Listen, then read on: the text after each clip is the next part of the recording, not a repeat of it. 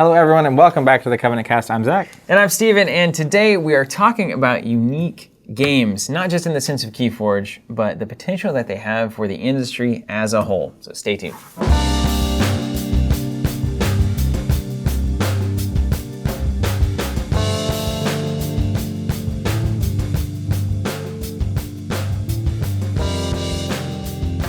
Are you ready to dive in, Zach? I guess so. All right, we're here. So first of all, fellow kids, hello. I have a hat on to connect with you. No, that's not true. Fellow kids, millennials, and zennials. Have you heard that? The zennials? Zennials, I have heard that, yeah. I don't know what it means. I'm out. I don't care anymore. Generation Z. It means you grew up with the internet from day one. Wasn't me. Day zero. No, we didn't. But just a disclaimer, I really dislike wearing hats in videos like this. I just want to let you know that. I've let the live stream know that as well. But I put it on this morning because it's cold. Freezing outside. It's really cold, yeah. And I realized, once you put it, so a hat is a day-long commitment. Once it goes on, it's not coming off until the end of the day unless you want to look like I've always wanted that, and I always felt like it was just my hair. No, but it's like universal. I've seen people like wear a hat to get somewhere and then not wear the hat and they don't look awful. That's weird. I don't know how that works. But I think I didn't really connect the dots. I think most of them don't have much hair. Oh, right. Which I mean, I could go that route pretty quick. Pretty soon. It's like, anyways. Well, like if your head was shaved, you could do it, I guess right? that won't be an issue for me in about 5 to 10 years. Well. But until then, so, I'm not trying to be cool or hip. I want to keep my image intact for all of you judging me out there. And listeners, Steven has a hat on, and that's why he's saying these things. Let's start off. So we want to talk about unique games, and we'll get to some news here in a second. But this stemmed from our live stream on Monday, where we played your recently acquired Double Horseman deck. KeyForge deck. Yeah. KeyForge deck. Against a number of things that we threw at it, and actually was surprised to win a game, which was exciting. You beat the Horseman once, but we also played it against the deck from the stream the week before that was like so good that we had to bid 12 chains to balance it out, and it kind of balanced it out. And we played that game, and the Horseman just slaughtered it. Obliterated. Yeah. It's a fascinating story. But at the end of that stream, we kind of launched into an organic conversation, diatribe, if you will, about the future of unique games. And kind of, to me, I think I've stepped off the edge of what is KeyForge, how's it going to work? Let's wait and see how it's all going to play out. And what is this unique concept? And I'm now like kind of all in. Like I True believer, drink the Kool-Aid. I mean, I think the model. I've seen enough of the model and understood it and played it and seen it in the wild to say that I have so much hope and faith in this model for the foreseeable future of potentially so many games that I'd like to bust into that. So we weren't planning to talk about it here on this cast, but it's fresh of mind, and I think it would be a reasonable thing to address, especially as KeyForge is really starting to find its feet, and there's a big community growing for it, and that leads to a lot of conversations about, well, what are the strengths of a unique game for people who maybe missed it on the first round, and now are realizing, oh wait, this thing has legs. Maybe I want to get in. And I think it's the kind of thing too, we'll get into this, I'm sure, but I feel like the layers of what a unique game is and how it functions are going to continue to reveal themselves over time, because we haven't really even seen organized play starting to happen and how they're going to do that and how they're going to use, even we've kind of teased, we've used the adaptive format. Well, it's like, I feel like you can do, and by organized play I don't specifically mean tournaments, but it's like the things that you can do with this game are so unique, not to be a pun, but they're so unique actually that I don't think we've even really seen it. But the other thing is like, one thing when you first get into like an LCG, when we first started hearing the concept, right, totally unaware of the common problem that LCGs have in the 2 to 3 year range, where all the problems we've ever talked about on the podcast. So it's a mounting buy-in. Yeah, and so KeyForge addresses that specifically, but what we don't know is what is a unique game like KeyForge, a unique deck game, what does it look like 3 years in, right? What does it look like 5 years in? And so... And when would it be the right format, and when would it not be the right format, depending on what your game is? There's a lot of questions to answer. My favorite KeyForge format, Zach, you get 32 players and 32 decks, and then you hide all 32 decks in various places in like a park, and then all 32 players are set loose, and they get to discover it. Are you going to host this sometime in April? It's like an Easter. Put them in eggs? Wouldn't that be great? Look, I found my deck, and then you open it up and you play each other. That would be pretty funny. Fun, but right? I mean, you can't do that with Magic. The wild thing of that too, right, is you technically could. You could easily, like any store in the country or world, could buy 32 decks have an event with 32 people, randomly distribute them, and then it's like infinitely. Yeah. No one has to buy anything. Until the end of time. Right?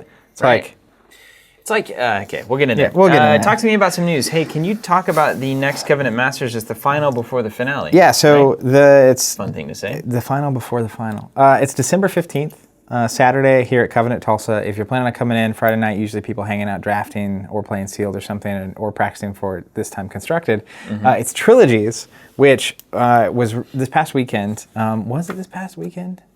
What is today? It was. Man, this week has been a long, weird week. It's because of the weather. I don't know what's going on. I feel like I'm spinning around. Anyways, this past weekend, I randomly, like late last week, decided to try to host a Destiny get-together at the store. I had played 0 games of Constructed of Destiny since the new set had come out, and it had been 3.5 weeks.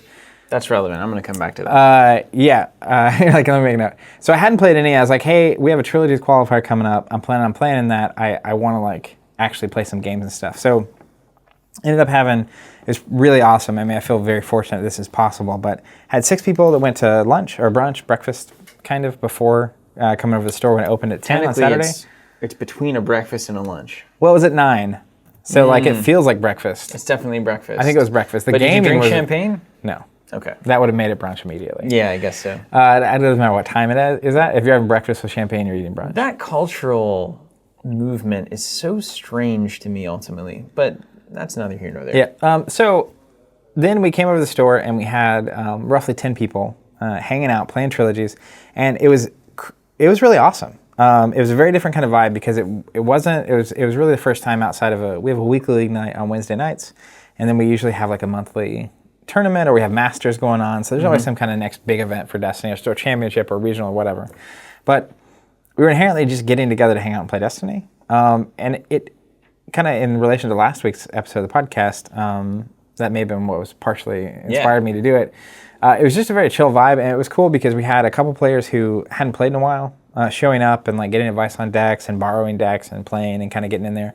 And another, one of the players, Lee, locally, he's great. He's been to a lot of Masters. I mean, he's a Destiny player, for like a full-on Destiny player. Yeah. But since the new set had come out, he got his Saga sets, and so he has a full play set of the new set, but hadn't had the time to like break down his old decks and incorporate the new cards and build new decks and that kind of thing. So he really just brought his stuff and was kind of deck building most of the time, and he squeezed a couple games in the middle. It's great to have a space for that, though. We had someone come in from Oklahoma City. It was like an hour and a half to come jam, just hang out and jam Destiny. Is that David? Yeah, D-Rod. Nice. And so it was just really cool, and it was like everyone was in this like spirit of testing and code. And we have a great group here in Tulsa that play Destiny, and we've like gone to regionals and worlds together, and we practice together and stuff.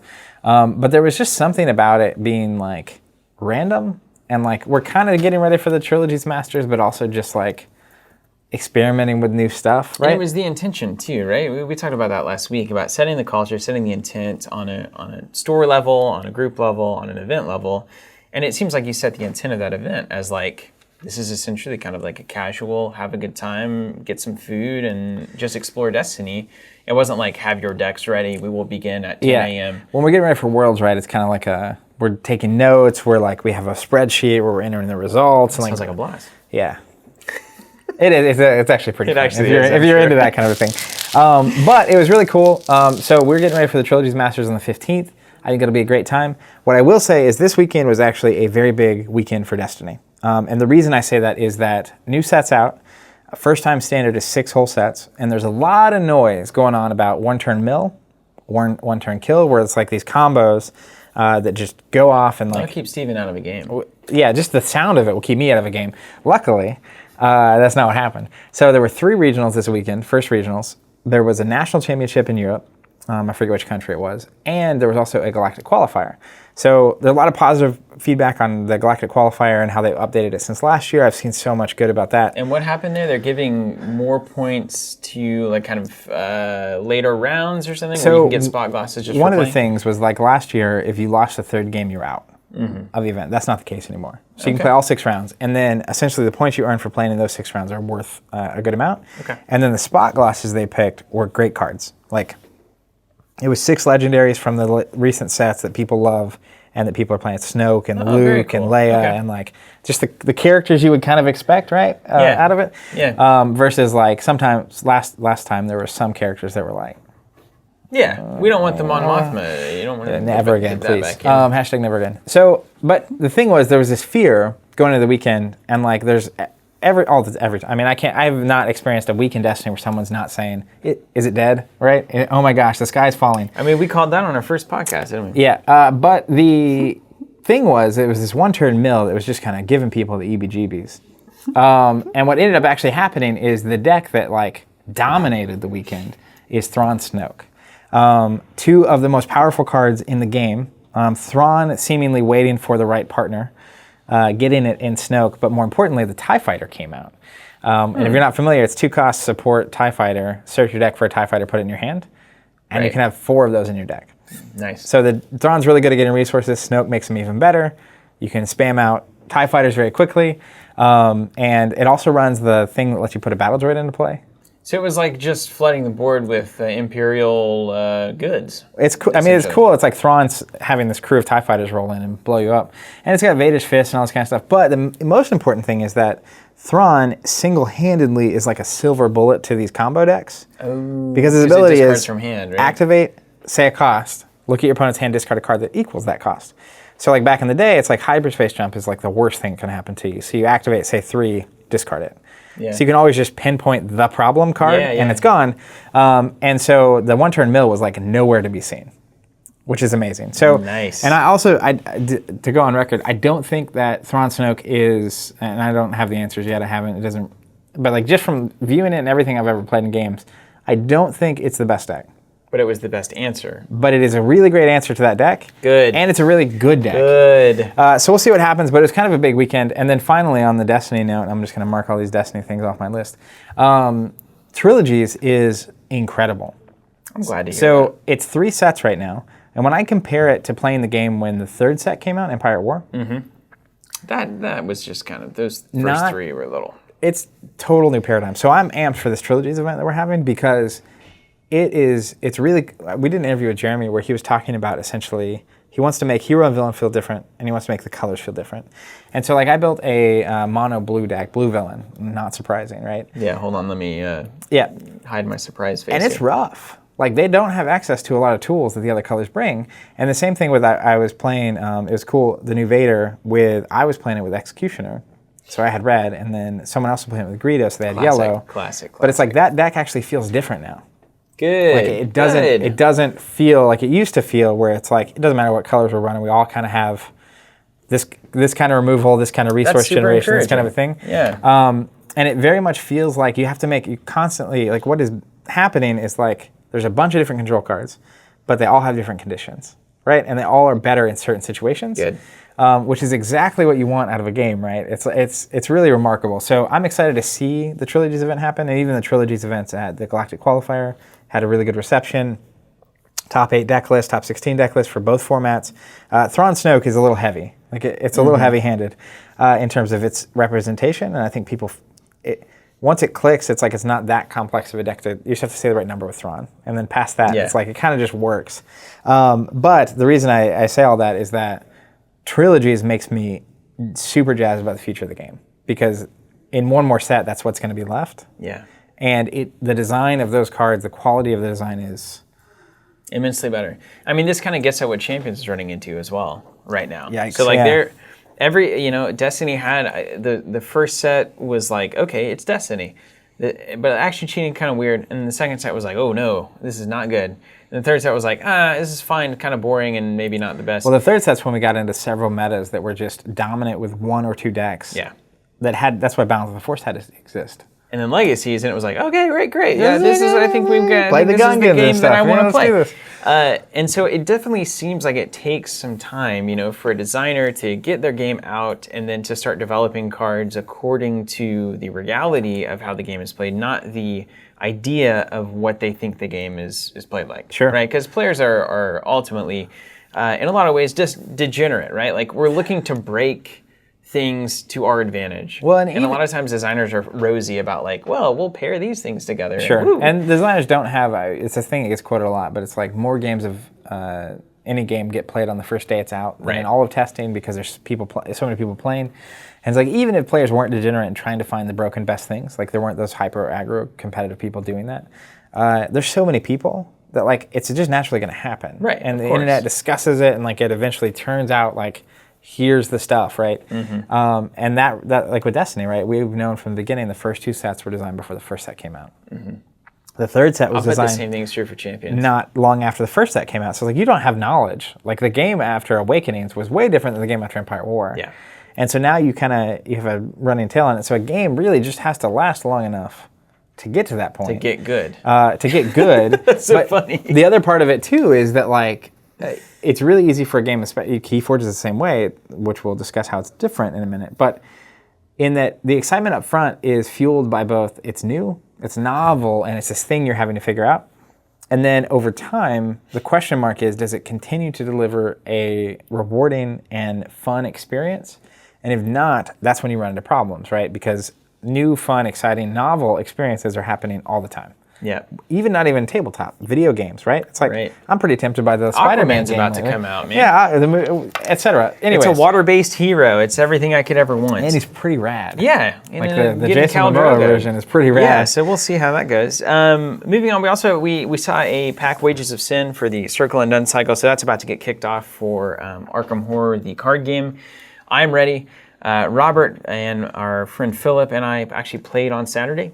Really? Saturday. Arkham. Yeah, we played through the first couple for Forgotten Age, and is this your first visit? Yeah, I played with Jonathan on the podcast the first scenario, but this was our like normal group, and we did fine. At Carcosa, we were just like, whoa, we are powerful. We are so powerful and great.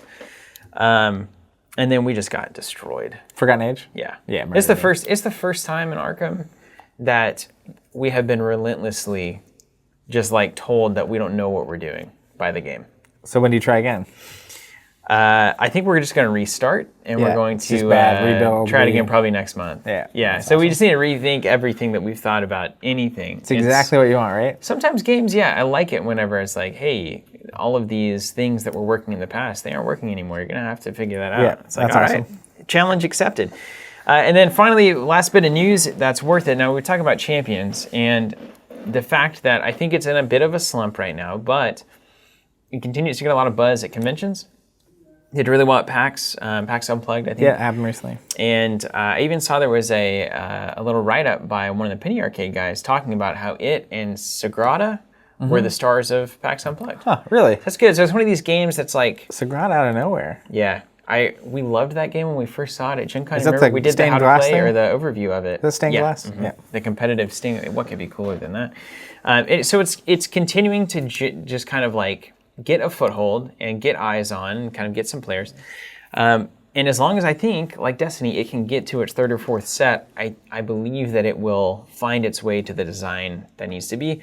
I think they'll have to rotate. They'll have to, figure this all out. But I believe that if they can just last 6 months to another year, they will have a long-running game on their hands. Well, if they keep pace, I mean, the nice thing is they have the Warhammer brand behind them. I think the Warhammer stores are all stocking it and stuff. And the game is still I actually don't know that, by the way. I saw a thing about how Games Workshop stores, at least in certain instances, were like almost not allowed to stock it because it wasn't an official Games Workshop product. That's wild. I don't know if that's still true. If that is the case, that's horrible. Yeah, that's crazy. So the reality, in my opinion, right, is like we see the second set and like mixed opinions is what's happening. I'm a chaos player. I looked at my cards and I was like, sweet. Yeah. These are great. But then I heard some rumblings from elsewhere about not being as amped on them, right? But I'm both curious to see how the second set actually shakes out and what PlayFusion does. Because they seem wily, right? Well, they did all that Gordrak testing in the app, but nothing happened, right? It's like this was all kind of done and then nothing was talked about. I don't think anything in Onslaught, aside from maybe Scarbrand, is going to like unseat Gordrak and Destruction in general. The stacking change was implemented. So I guess, we'll see how it goes. But I do think they're 1 or 2 sets away from fully understanding and comprehending how to produce and balance and design cards for this game. And I hope they get there. I mean, that's no surprise. Right. And luckily, they can at least, I think, fix that in the app. Yeah. Right? It may not be fixed in the physical form, right? And they may have weird errata and stuff, but like at minimum, and that's one of the things, it reminds me of KeyForge in this way, in that like it has a way of sticking around, where like even just keeping people engaged on the app, let's say people stop playing physically for a while because it's like just not good enough. But you can fix the things in the app and people can keep playing and stay engaged with the game. That might be enough to sail them through the like rough patch that a lot of games wouldn't make it through. Yeah, that's true. They have a little added benefit. Yeah. But on that note, we actually we did something that I think is awesome. Given all of the cards that we had, we actually were able to put together a couple of all foil saga sets for champions. So you can see it in front of you. That's not the whole set. That's These not are the whole like the main set. cards that are going on. But literally every card in the set, a full play set of Onslaught, and everything is foiled out. So if you're like me and you love shiny foil cards, this could be a dream come true for the right collector. I think there's only 2 of these, if I recall that correctly. They're on the website. So actually, by the time this goes up, they may be gone. Yeah. But if they're not, you got a shot at getting all foil of Onslaught. So isn't that crazy? I'm looking at all these like chaos cards here. It looks good. I want foils all the time, Zach. Look at that changeling. It's like I grew out of it, and then I realized that I didn't. Yeah. Well, some of these look really awesome. Beautiful. Foil. That's why I play though. That's what physical cards are cool, because they can create that experience, right? It's they can have a visceral thing. Precious kind of thing. Well, there you have it. All right, so that's the news. So see you guys next week. I want to talk about unique games. I'm like, as you know, and as people listening may probably have gathered by now, this is your first podcast. I have a tendency to dive into things. It's like on-off switch, right? There's no like middle ground. If I go, I like kind of want to go all in. Yeah. And with unique games, you're gonna go all in. Here we go. I feel like I'm seeing a bright new future for the entire hobby, because this format is, to me, right now, infinitely better than any other format of a card game that I have experienced in my life. Okay. Well, why is that the case? That's a good question, Zach. I'm glad that you asked. So there's a number of things that make this unique card game idea so tantalizing, right? Obviously, we've talked about, like most hobbies. Okay, so let's take, for instance, I went on my anniversary. I think I talked about this on the cast when it happened. I did the axe throwing thing. I saw a video of it. It's pretty cool. It's cool. It's great. And if you have any amount of Viking heritage, I think you kind of owe it to yourself. Do you have Viking heritage? Yeah.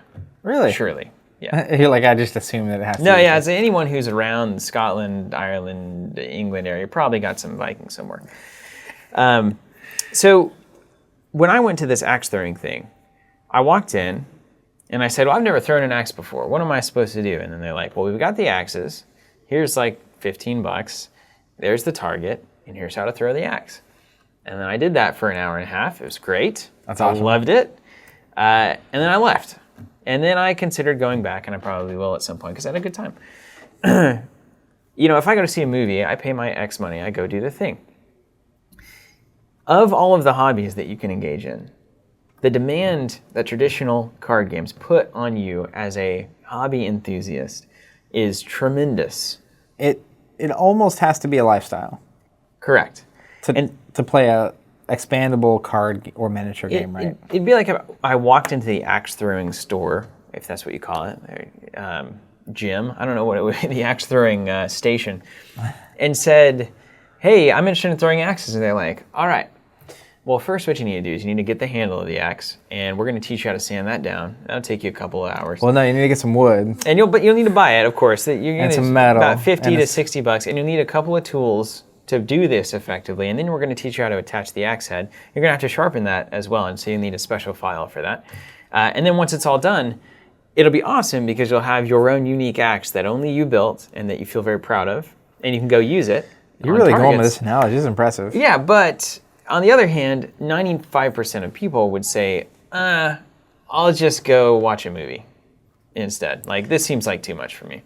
So, like, the tabletop gaming hobby, and I think collectible card games have gotten such a fanatic player base because once you get past all of that, it's an incredible thing. But they have trouble growing audiences because getting to that place is so difficult, genuinely difficult for people, especially as life gets harder and more busy and there's more things competing for attention and these kinds of things. So enter something that can cut all of that initial phase out, still give you an extremely satisfying experience, still give you a sense of ownership over the thing that you have, and provide a really fun way of playing a game. It's solving so many of the traditional problems, and it's only losing a little bit, I think, of what most of us, maybe not most of us, what some of us like about card games. Well, I think the reality of, one thing I want to mention there is that I think this is also why you see something like board games become as successful as they have become. Because inherently, even like in the modern era of board games, those are also experiences that you can buy, play your pocket of time, and then put back on the shelf. Right. Like, buying Takedo doesn't require a lifestyle. Mm-hmm. Some people make board gaming a lifestyle. Right. But it doesn't require that. But the trick is, I think the closest we've seen to something like KeyForge, in my opinion, prior to KeyForge, would be like board games like Smash Up, or like deck builders, like the like Star Legendary, and like the superhero one, or the Predator. And it's like this idea that like you can kind of play a card game without the commitment of a card game. Yeah. And so KeyForge, and it's the kind of thing where like I feel like it would be so easy for a game like KeyForge, and I want to talk about Discover as well, the board game, but to go through the goalpost when you're trying to hit the goalpost, because like a lot of times when you're designing a game or a product, right, it's like you want to have an audience in mind for who's going to pick this up. And so like making a card game as we know it, right, which feels like a deck that you've built and it's a card game, right? I mean, just know it when you see it, and we could define it if we really want to, but I don't want to, versus a board game. I like card games way more than I like board games, almost universally, period, every time, right? And I like board games, but like I love card games. Yeah. So the idea that this one game could appeal to people that like card games, but also, and I think this is the big trick, and what a lot of people that are really into card games that maybe are complaining about missing the deck building component are missing, is that what it really does is it gives you a card game you can play, but also it's a card game that anybody can play. Yeah. Which is new. That is not normal, right? Yeah. It's like, and even with as low barrier, I think, as an LCG is, it's the 2-3 year problem I was talking about earlier, where 2 years in, it's a lifestyle choice. Like you can't right now, if you just wanted to try out Game of Thrones, the LCG, that is not an option. You've got to commit to a lifestyle or not. And even still, you've got to explain deck building. Oh yeah. And that's not. So this is why the thing that's been blowing my mind is thinking about how, and I know that the manufacturing issue is ultimately what kept this from happening, but if I were to let's fast forward 100 years, and tabletop games are thriving, and you have all of these different types of games, types of card games, unique games among them. If I just came into that environment, I would think unique deck games had to have come first. And then the spin-off was, what if we take this game? What if you could customize it? And you can choose the cards in your deck instead. And so I think what's really critical is that you have, like you said, you have not only new people to card games, new people to tabletop gaming at all, get into this thing, can get into a unique deck game. And then that's a much, much larger pool of people that might then become true, like collectible card game players. Sure.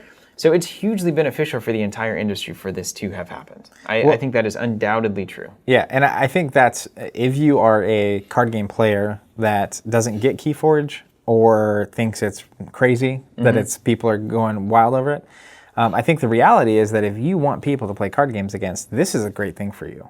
Like exceedingly good. The reality of the number of people that can get into this game, right, is bizarrely higher than I think most games we've ever seen before. Which leads me to the question, and this is kind of where we are in the cast.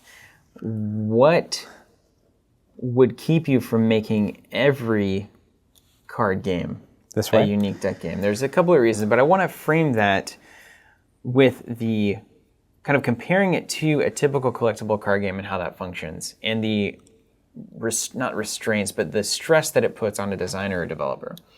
So imagine, I mean, you're having to design X hundreds of cards, and they're all going to be put together in various human constructed ways, and they have to be balanced so tightly that nothing is way too good, nothing is way too bad or it's worthless, and that somehow a metagame of 3 months can continue to be exciting and change, even with all of this human input.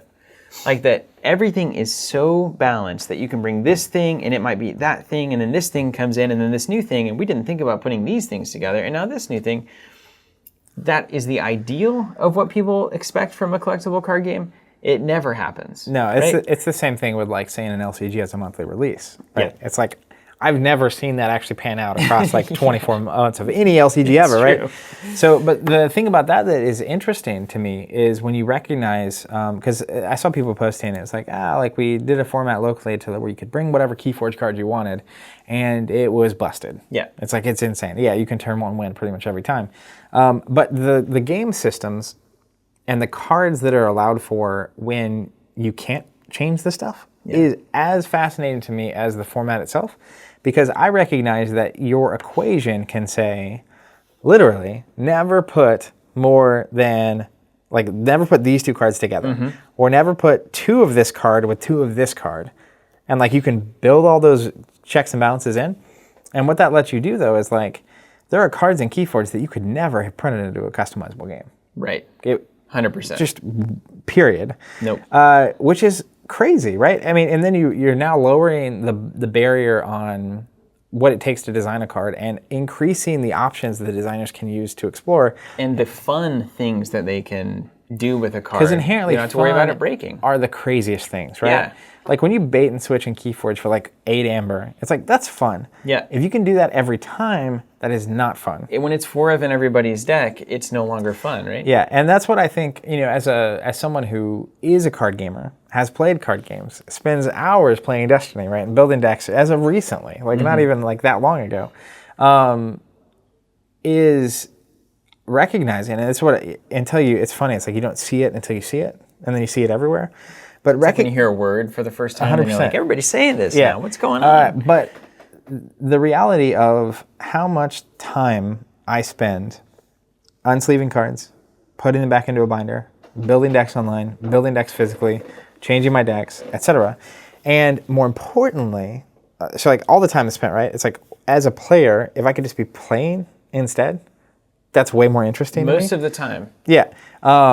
And people are like, where's the deck building? And that's all fine. But the other part is I recognize that, as an example, Lee, this weekend I was talking about for Destiny, came in, was building his decks and stuff. It's like that barrier could have prevented him from coming. And this is a dedicated player. Could have prevented him from ever coming, right? It's like, that's what happens. Right. Life gets busy. Life gets crazy. You get behind. And then the meta evolves and you don't catch it. And then it's like you don't have the energy or time to catch up. And then now people are leaving the game and the hobby and your community suffering. Whereas KeyForge won't ever have that problem. I mean, that's one of the wildest things about this to me. 6 years from now, a new set comes out, you haven't played in 5 years. You're still in. You go buy a $10 deck and you're playing. It's as relevant as ever. And even just for us, right, one of the things we learned very quickly, we used to do unboxings for LCGs every time a new pack came out. And obviously, like, you get 2 years in, and the things you said about the first pack are now very wrong. Right. They're outdated. They're just outdated. You didn't have context of 2 years of content coming out. And what would happen, though, is like new players a lot of times when they're new would find our content and consume a whole bunch of these unboxings all at once. And there's no real practical way for us to make sure that it's accurate outside of when we're doing it, saying, well, this could maybe one day be good. So, like, who knows? Yeah. But the reality is, like, we've been doing live stream gameplays of KeyForge, and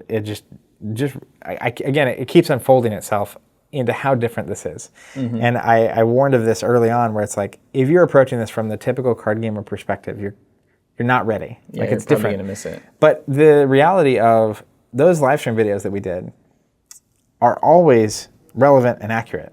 Like, those decks we played on stream and those videos that we made, those decks are fine. That's KeyForge, and legal. Right? Yeah. And there's not a meta that's going to change or a card that's going to switch. And so like it's not like, you go back and watch, and it's fun to do some of the early X-Wing videos, right? We did the World Championship 2013. Great game of X-Wing. Probably the best game ever. A new edition's come out. So literally, besides just the entertainment value, it's like nothing about X-Wing by watching that game. Like, yeah, just the ship's moving. Yeah, you get some idea about the dials. You understand a little bit, but like you can go build that list.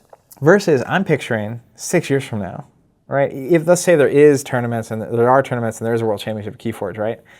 A crazy game gets played, it's on video. Those decks still exist. This game is still that game. Like it's not different, right? It's the same thing. As you keep pulling the thread, of like what this means, you keep revealing like epiphany after epiphany of like how significant this is. Tell me this. So when a collectible game like Destiny comes out, let's say a new set of Destiny comes across the galaxy. Yeah. Here's what I think is one of the most critical things to understand. The moment that card pool hits, everybody in their own way, and most of us in the same way, are trying to solve a puzzle, right? Here's all the things we have available. Here's the best way to put them together to win, period.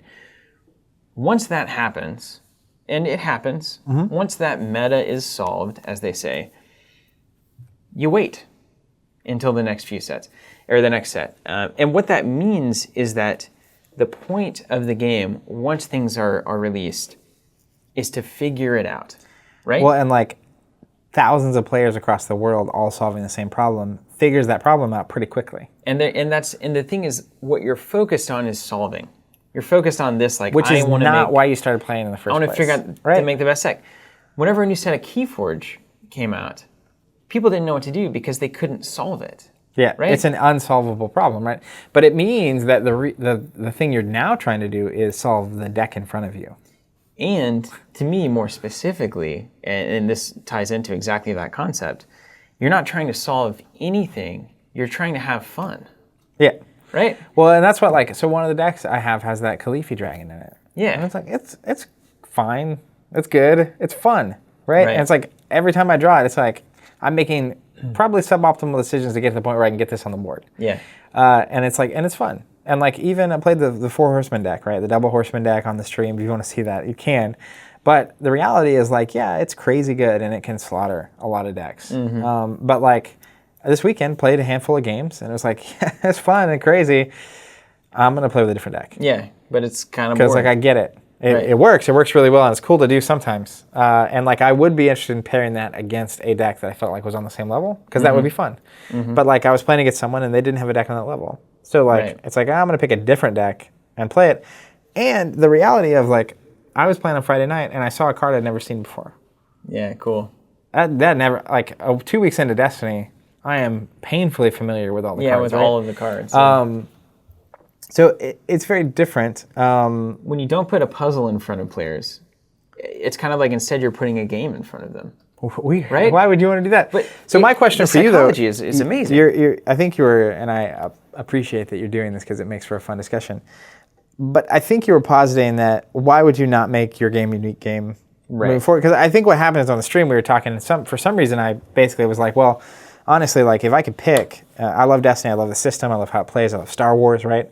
And I was like, and we're talking about the 4 Horseman deck and how expensive it was and stuff. And then it was like, legitimately, if Destiny were in the same format, and it's got dice, so maybe they have to charge $20-$30 a deck. Yeah, which may actually hurt though. I mean, it's still that would bring its own complications. That's different, right, than a $10 a deck game. Yeah. But if it were $30 a deck, and it was like, all right, I open the deck, and it's like, this is Vader. It's a Vader and a Stormtrooper, and it's got 3 Force chokes in it, and this is my deck, and this is it, right? And there wasn't deck building or collecting or organizing or sorting or whatever. I personally don't like Destiny any less at that point. Right? Yeah, 100%. I like it a lot more. I would play you at Destiny so much more than I do now. So often, right? Yeah. And that's why over time, like my favorite formats for these games are draft and sealed, because there is no deck building, there's no sorting. You open what you open, you play the game, and everyone's kind of on equal footing. And so it just answers a lot of problems. And the same thing, then we kind of led to the next thing, which was like, what about Android Netrunner or the Game of Thrones LCG? Let me talk to you about Android Netrunner, because I think it's, aside from the fact that the system itself is no longer under the purview of FFG, if in that game you bought a runner deck and a corp deck, and they were separate, like your unique decks. And every runner deck had a unique name generated, who's now a person in the Android universe.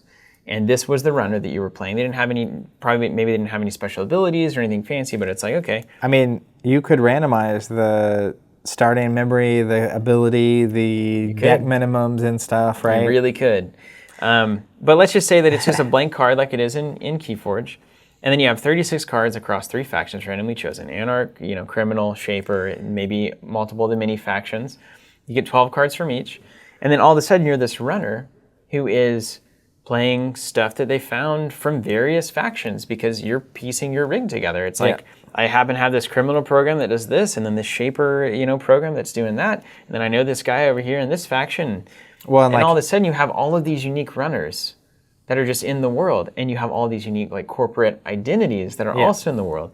And you could, algorithm it as much as you want. Each corp, right, is like a unique name, right? It's like, this is your business. Or this is the subsidiary, or 100%. And then maybe one of them has 3 pieces of ice in all of these events, and then another one has 15 pieces of ice. Yeah. And they all, imagine as a runner, so in Netrunner, we love so much the idea of solving the puzzle as a runner. I'm trying to solve this corp puzzle. Imagine that puzzle is completely random every time. Yeah. Like the amount of insane fun that sounds, I just couldn't believe it when I was and thinking about that. We've already seen that, Netrunner and Thrones and every other LCG ever. Thrones a great fit. It's just $15, right? And you get 60 cards, which is easily a deck, right? No matter what game you're playing. So the scale is there, obviously unique. I don't know I think the printing's different and the manufacturing, the shipping, all that stuff. So it may be too expensive, or you go down to a 40-card deck, you design your game in that way, right? Like KeyForge is 36. But picturing Thrones, I mean, it's the same thing, right? It's like you have the 8 houses of Westeros in the game, and it's like your deck has 3 of them in it. And it's like you have Targ, Lannister, and Stark in one deck. And it's like, and here's the name of your house. And you could do it, like you're a house allied to those people. You could do it any number of ways. So you could have it randomly select one of the houses, and then it has only those cards in it. You could do it any way. Right. Or I think 2 is a good, right? It's like this is an alliance between these 2 houses kind of a thing. But then for the first time, you actually have a license that can do actual work on a mainstream audience. Because right now, sure, you have the Game of Thrones license. There are millions of people that appeals to. How many of them are playing Game of Thrones, the card game? Not nearly enough. Not hardly any percentage-wise. But if it was $15, and we've been talking about this for this thing where it's like the starter decks, why aren't they doing that? But if it was $15, you get a deck, and it's your deck. Right. And it's, again, for the people that are collectors or want custom experiences, right? It's like they buy more decks, or they buy the individual decks and get the 3 Daenerys deck with the dragons or whatever. Otherwise, I know Game of Thrones fans, I put them in the stocking for Christmas. They've never played a game before. It's amazing. And it starts to happen. Yeah. Same thing with Star Wars. We're seeing what happens when KeyForge, something that nobody knows about at all, that has some mainstream appeal, what that can do. You put Star Wars on that, and you put Star Wars, you put Game of Thrones, you put Harry Potter, it doesn't matter what it is. All of a sudden, you have a product in the gaming market that can actually go get a mainstream audience, not just a board game that even still has a lot of barriers of entry to it. So I think it's just got a huge amount of potential. But all of that said, I think deck building, deck constructing games are super critical as well to the process. The problem is that's all that we've had. Well, and I think it's going back to what you were saying earlier, in 100 years looking back, it is very possible that people look at it and assume unique deck games came first. Yeah. Because I think what the reality is, and I think we've kind of felt this for a long time, is that, man, these are great. These games are great. These communities are great. We love playing these. This is so good. This is such a good thing. It's about the face-to-face. And then have ever since been essentially trying to make it easier for people to do that thing, right? Yeah. This is a normal, fun, awesome thing. Why aren't there more people doing this, right? In the past 10 years, tabletop gaming has grown tremendously. Yeah. But the reality is that the feeling of, if there's, let's say randomly, 1 million people playing these kind of games, there's 100 million that could be. Easily. And the thing for me is with KeyForge, it's I think so many people could play KeyForge. But you look at, name an LCG or a CCG here, Destiny, it's I get it, it's Star Wars, and it's a very successful game, but so many more people could play it if it were done differently. Here's your $86 booster box. What could that possibly getting through that first stage of understanding what you have to do to play this game is so hard for so many people. Yeah, but the kind of circling around to what you were saying is that I think if it were done appropriately, right, it's like I feel like what it should be is 85-90% of people or games are this way, of these card games, right? And 5 to 10% are this way. Yeah. Where it's like, it's almost as if, to kind of use a coffee analogy, right? It's like most people can't or don't want to drink shots of espresso, right? But I feel like the only thing the industry has been offering besides board games, which is like bottled Frappuccino, like from whatever.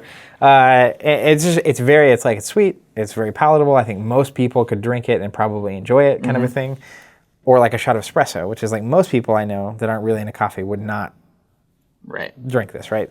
And what we haven't had though is the things in the middle, which is like, in coffee, I mean, it's everything in the middle, right? Everything from French press to a pot of coffee to a Frappuccino, right? Because it's like, that's maybe one of the most approachable drinks on the planet. Because it's like, cortado, it's a dessert, right? Like, I mean, a Frappuccino is literally a dessert. It's like, everyone would love this. It's like, besides people that don't like sugar, which is, if you don't, sorry, get out of here.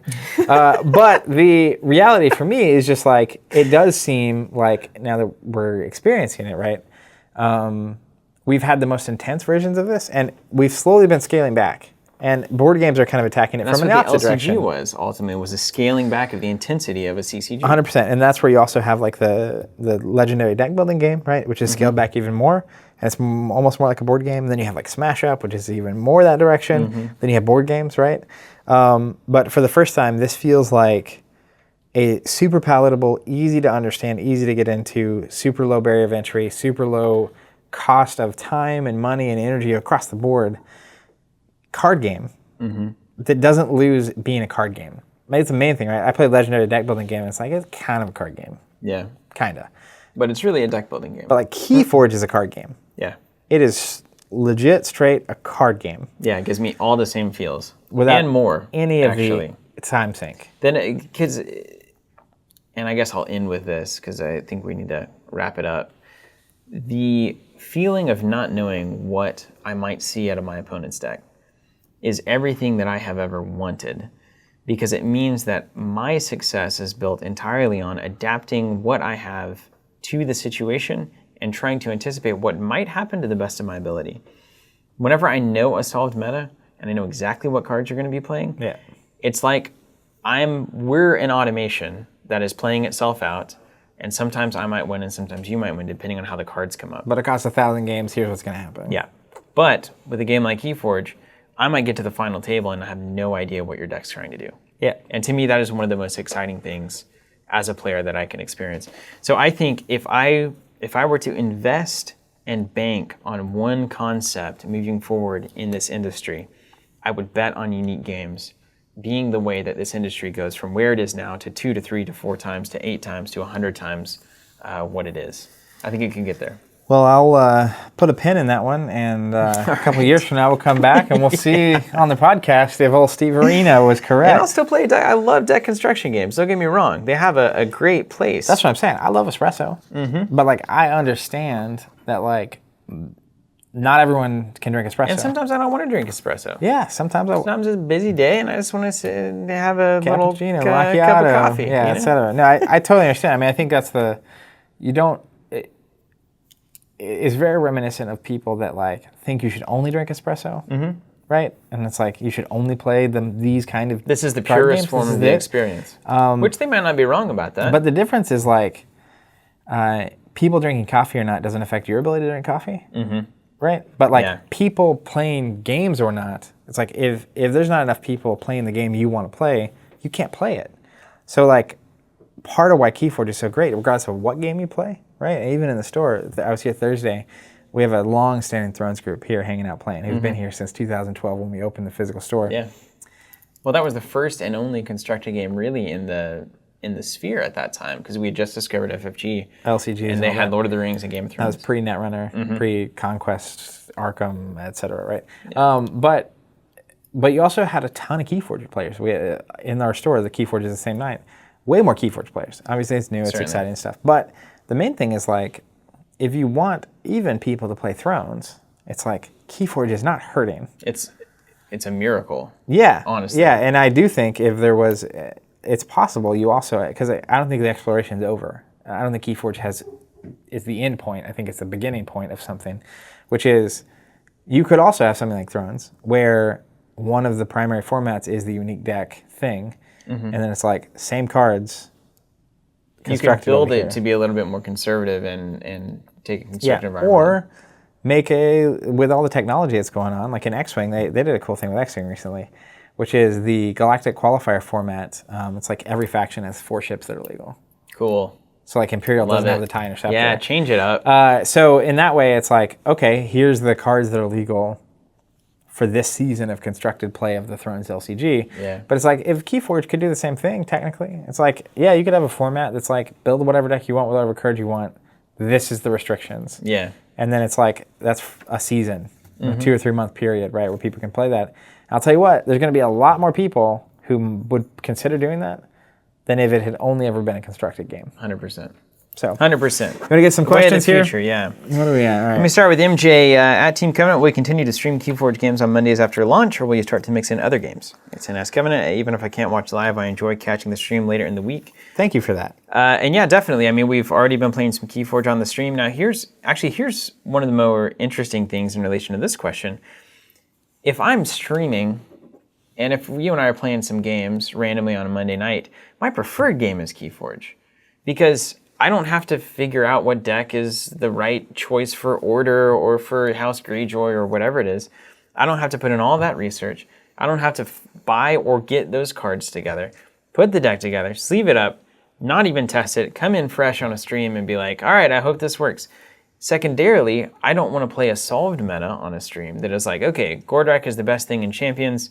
Let's play some games of Champions, Gordrak versus whatever. Because we've all seen this 100 Gordrak times. wins, we see the same cards, yada, yada. But with KeyForge, we can bring a new deck to that stream every single week, and it is an entertaining and interesting experience for everybody watching, including and us playing. Yeah. So it's like... I will say this. Whoa. We will be streaming KeyForge more. Yeah, totally. It's so much fun. And other things too, but at the same time, KeyForge will be happening. All right, next question here from Eric. Matcherzak. I think it's Matcherzak. All these new trading card games, and none of them seem to have been built with 2v2 in mind. I have to ask, where's our modern 2v2 card game? It seems like, to me, Magic is still the best 2v2 experience out there. Do you guys think there's room for a 2v2 oriented card game in the world? I've been dying for FFG to cook up an LCG with that as its core. Man, you know what? I have a lot to say about this. I love 2v2 card games. I will say, and maybe this is one thing you might say, there is a huge barrier of entry to your traditional 1-versus-1 card game experience, which we've been talking about in this cast a little bit. Double it, and now you have a 2-versus-2 card game experience. There's a reason that so many board game manufacturers are so scared of doing anything that's higher than a 3-player minimum game. Yeah, and a lot of games recently have been having 1-player modes all the way to 4 or 6-player modes. I can't play this unless I have 3 other people willing to play it. It gets very difficult. So I think that's why we've seen some reluctance to do these heavy 2-versus-2 formats. Star Wars LCG obviously kind of played with it for a second and didn't do anything with it. One whole box. But what I was going to say is that the Star Wars LCG had a 2v2 format, and they had a box that came out that was focused on that. And I played a lot of Star Wars LCG for several years, and it was easily my favorite way to play that game. Because, and it may change now with other games already kind of doing this, but it was way more focused on the social element of the game, and not like Thrones Melee where like you lose friends over it. You can't free-for-all. But like, free-for-all games are awful. Having a teammate and someone to talk to and play the game with was actually way more enjoyable and rewarding than just playing a game by yourself. So I would love to see it. I think practically speaking, it would have to be a game that works 1v1 and also works really well 2v2. I know people have talked about somehow doing that with KeyForge. I don't know. I haven't looked into it. Destiny also has kind of a free-for-all or 2v2 option as well, but I would love to see it. I just think there's a lot of barriers to the practicality of it being a successful game that prevent it from happening. There's a reason people do it, and remember, we've got some content that's coming out pretty soon for God Tier, where we were playing a 2v2 God Tier match. Super fun. And it was incredibly fun. So I think we recognize that this format is one of the best ways to play games. But now taking that as a puzzle and solving for how do you get a game that has enough, universal appeal to get enough players in a player base that they can pair off in twos rather than ones and still have successful communities. Yeah. That's a hard problem to solve. But maybe the unique deck game again could come into play here. Yeah, because for that's sure. Achieving the wide net. Now you just need to make a format where 2v2 makes sense. Yeah. And I've talked locally with some players about the potential for doing that kind of a thing with X-Wing, by the way, where like each player brings a ship, and you have 100 points. So much fun. But the cool thing is that essentially we were talking about if you had to play where you, and I don't know if it'd be more or less fun, but essentially you can't coordinate with your team in terms of we're playing, but it's the better we know what maneuvers the other person are doing on our team, we have to fly in formation kind of a thing. Yeah. But I think there's ways of doing it too, even with games that are successful in here now, that are feasible. And so it may be way sooner or faster for you to find a game that you can make 2v2 instead of one that is made to be 2v2. I would love to see a game that was made 2v2. It is risky right now. Yeah. Very risky. Open Boats, question 4. Loving the new Destiny set and the emphasis on interesting choices for you and your opponent. Aid from Above is a particular favorite of mine. Thanks again for getting me into this great game. Awesome, Open Boats. Thank you awesome. for... I'm hoping that the learning content did that for you, so that's great. What do you think? Do you think interesting choices in this set? Absolutely. Okay. Yeah. It's the kind of thing where this removal requires your opponent to have 3 or less cards, whereas this one requires you to have a blank showing, whereas this one requires a... So it's that kind of a thing. On that note, Vader's Fist. Now, I've heard a lot. I don't follow Destiny as much as I do whenever I'm getting ready to do a Trilogies event, obviously. But I've heard a lot about this card. Is it crazy good or too crazy good? I nabbed one at my first draft event the other day, and it didn't seem like a great experience for my opponent. The 2 to 3 roll-ins per turn sent me down flashback spirals of the TLT and 1.0 X-Wing. Just too many quality dice being thrown at your opponent in short order, effectively overwhelming all the standard responses. Would love to hear your thoughts on it, and a big +1 for live streaming, particularly X-Wing and Destiny. Here's my take. Vader's Fist. It's insane. It's insanely good. But what I will say, it's the kind of card that if you, particularly in Sealed or Draft or even Trilogies, if it hits the board, it's going to increase your odds of winning a lot. It's what we call a bomb. It's a bomb. But the trick of it is that it costs 5 resources. And it plays like a card should if it costs you 5 money, in my opinion.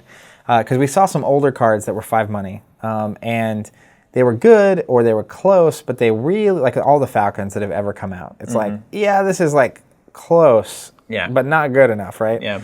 And so the trick to me is that in the game of Destiny, particularly in Standard, but even in Trilogy, your deck has to be doing something. And if you allow your opponent to get to 5 money to play this upgrade, you should have been doing something with the same amount of time, right? With the equivalent result, right? And it's not that you have to play Vader's Fist, but if you're going to play a support and you're going to get to 5 money and it's a unique card, so if you're going to run 2 of it in your deck, you're going to have a dead card at some point. And if you don't have 5 money, it's a dead card. It needs to pay off when it hits. Correct. And so it feels like I think 5-cost cards should feel, in my opinion. It doesn't feel undercosted. It does what it does. It has the biggest sides are pay sides, so even though you get to roll it in multiple times, you got to have the money to fuel it past the 5. But the main thing I've seen is people are like, they played Vader's Fist and it was over. And it's well, if they got to the point where they're playing Vader's Fist and you didn't have anything equally good. And I think that's why it oftentimes feels much stronger in a draft format. Yeah. Because you don't have as many quality cards on the board. The efficiency of your deck is way worse. So having a single moment of a great play, and that's why they're called bombs and traditionally have in sealed play, is so much more impactful because there's not a lot of synergies and stuff happening on the board. Sure. So as the game gets less efficient, those super efficient all-in-one package cards become a lot better. Yeah, so in Sealed and Draft, I think it's one of the best cards in the game. But that goes also for the Shadowcaster, which I think is a fine constructed card. But in Draft and Sealed, it's got a 6 side, right? You have to pay 3 for it, but it has the number 6 on it. Yeah. I felt the same way about Orbital Bombardment in the last set. I think it's a good card. It's playable and constructed. It does what a 6-cost card should do. But at the same time, it's got a 6 on it. So in Draft, if you don't draft any superpower cards and your opponent's able to get a 6-cost on the board, it's going to hurt. Yeah. But It'll be bad. Your deck does need, regardless of the situation, your deck has to be doing something to match whatever they're doing with their 6 money. It's an efficient use of 6 money. That's right. But that's my thoughts. I think it's really good, but I feel like it's as good as it needs to be a relevant card. So crazy good, but not too crazy good, to go by the scale here. Right. Finally, Nathan Souter at Team Covenant. I've got an Ask Covenant question. Holiday tokens this year, yay or nay? Honestly, Nathan, we would love to have done them, but manufacturing, we're like, production, we're slammed. So, the Archon tokens compatible with KeyForge, those came out right after the new Mythos boards, right after the new Saga tokens for Destiny, compatible with Destiny as well. So it just so happened that like all of these things were dropping right before the holidays, and so we just have to catch up on that demand before we can even launch anything new into the system. So we won't get to them this year, but I love them personally. I think everybody here loves doing that. So it's always fun. We'll always have that on the possibility list for the last quarter of the year and years to come, and hopefully we can get to them next year, because it's beautiful to put these designs in that white with various. I've had a lot of people asking me. It's been painful to be like, I'm super sorry. Yeah, well, hey, sorry, Nathan. I don't think we mentioned this up top. If you're new to the show, you can use the hashtag #AshCovenant, and that's where we get these questions from on Twitter, Facebook, Instagram, YouTube. Put them in the comments, send us a contact form, send us a message on Facebook, hashtag #AskCovenant. And we'd be happy to answer it here on the show. Worth mentioning. And I have a question I'd like to ask. Please. If you don't have one. Please go for it. We always end with asking a question. And we really appreciate when you answer in the comments on YouTube. I think that's the main place they can actually answer this question. Yeah, that's the place it happens the most. Obviously, the podcast is literally there, so it's a lot easier. Maybe other ways soon. Yeah, maybe. Anyways, the question I have is are unique games a fad or the future? I'd love to know what you think. Until next time, keep playing.